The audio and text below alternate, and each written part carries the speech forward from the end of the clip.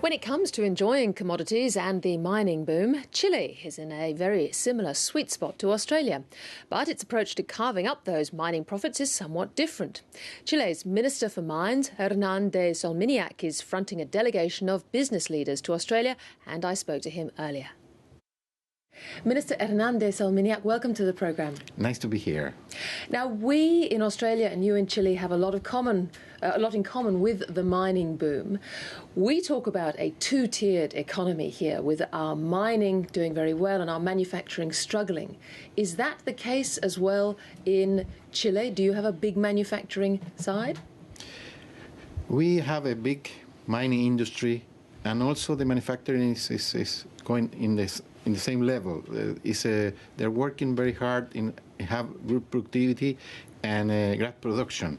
So you're saying manufacturing is doing well. Is that because a lot of manufacturing is working for the mining industry? Some of them some is for the mining industry, other is just for the production inside the country, or some of them export some of the productions.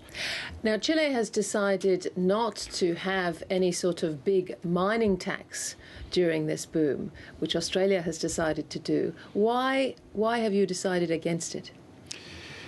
Last year we increased royalty, so we work on that in order to have more income for the country through the royalty, and was voluntary. The people can choose from this new royalty or keep the royalty before. And so you're working within the existing contracts? Yes. Do you think that if you'd introduced a separate mining tax, it would have been thought of as a sovereign risk?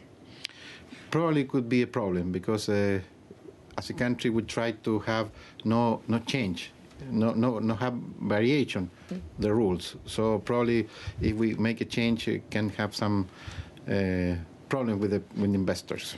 You do have a sovereign wealth fund, though, and one of the jobs is to stabilise the copper price, I know. Where does the money come from for the sovereign wealth fund? Because we have the way that the economy is managed, we keep some money out in order to have support for when you need it. So it's not directly from the mining boom. This is generally from. Yes, was done before. You say you want to get mining closer to the people. I know there's been criticism of the president, with Chileans saying that this mining boom has failed to deliver on pledges to reduce poverty and raising living standards. How are you going to get mining closer to the people? The amount of money that go to the government is 25% of the income of the country is become from the mining.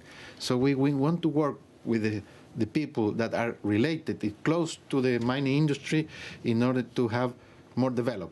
I noticed that BHP's Escondida mine, there have been strikes there in recent weeks, largely because the workers want to benefit more from this big mining boom, I think.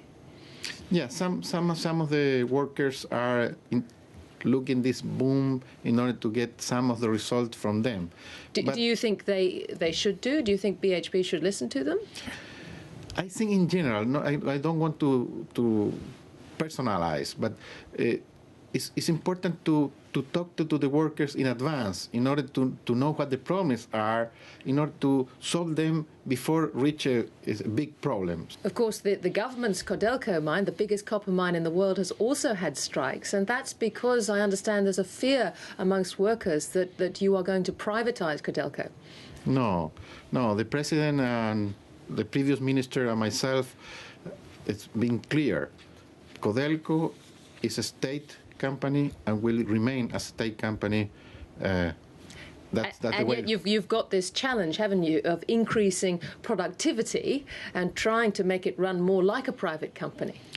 Yeah, a year ago was arranged the way that is managed Codelco, It's a corporation. It's managed with the directors, and so we're adapting the way that is working now, and we would like to have more productivity, increase the safety. Also, we have that task to increase the safety.